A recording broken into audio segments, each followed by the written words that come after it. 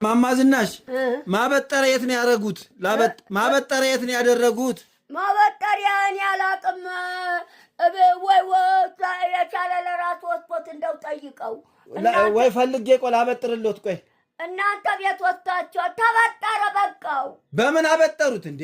በጣቴ በጣቴ በጣቶት የኔ ጣት ያበጥራል። እስቲ አይ እውነት ነው። ተመልከት እንዴ እያየሁ ነው። እንዴ በጣቴ አበጠርኩ። እንዴ ጠጉሩ ገላ ስታጥብ እየቆረጥከው አጭር ሆኗል። ይኸው የቀረው በጣቴ። ኧረ ተው፣ በማበጠሪያ ላበጥረው። ተው፣ በማበጠሪያ አይሻልም?